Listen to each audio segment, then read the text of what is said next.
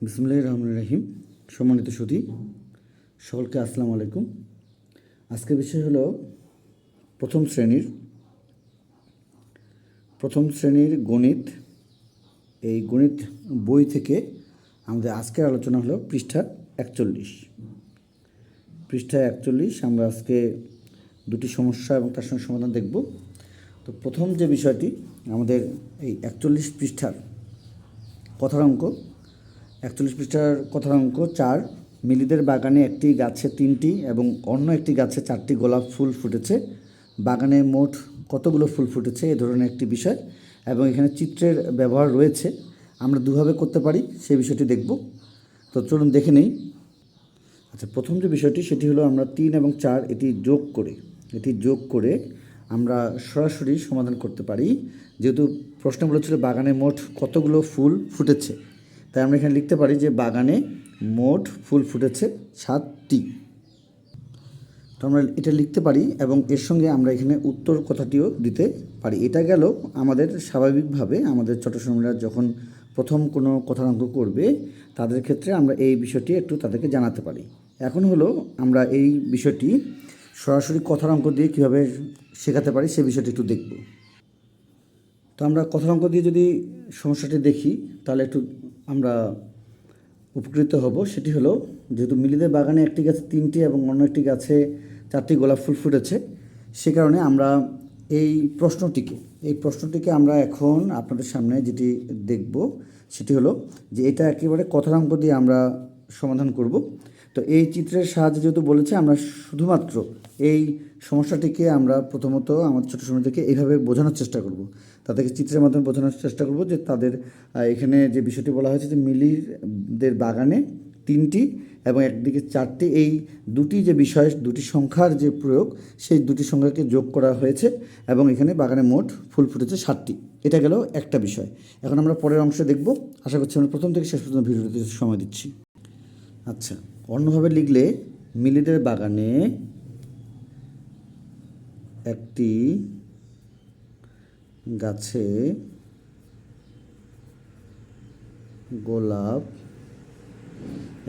গোলাপ ফুল ফুটেছে 3টি।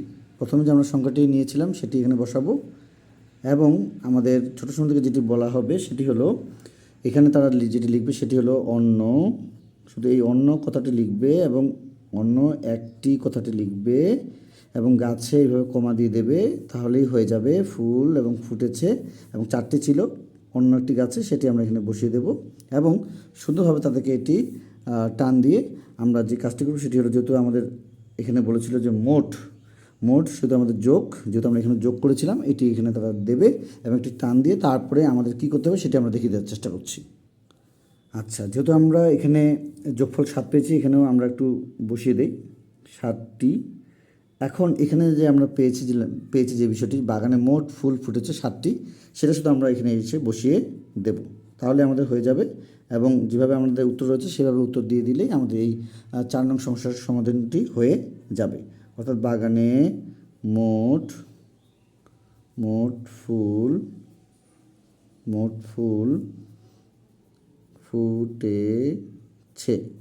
ফুটেছে 7টি।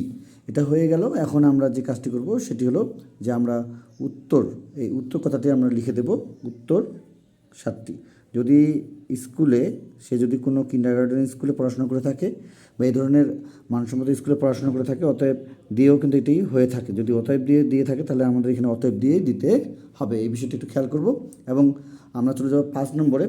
আমরা যে বিষয়টি দেখব সেটি হলো যে আমরা এখানে আর এই সরাসরি সংখ্যা দিয়ে করাবো না। আপনি বোঝাতে পারেন যে প্রশ্নটি এখানে বলা হয়েছে, সেই প্রশ্নটি আপনি তাকে বোঝাতে পারেন এই বিভিন্ন চিত্রের মাধ্যমে। যেমন একটি বাগানে 5টি প্রজাপতি খেলা করছিল, প্রথমে 5টি প্রজাপতি খেলা করছিল, পরে আরও 3টি প্রজাপতি সেখানে এলো। এটা আপনি বোঝানোর ক্ষেত্রে আপনি 1 2 3 4 5 এভাবে আবার 1 2 3 এইটা আপনি চিত্রের সাহায্যে বা বিভিন্ন আরও অন্যান্য উপকরণ দিয়ে আপনি তাদেরকে শেখাতে পারেন।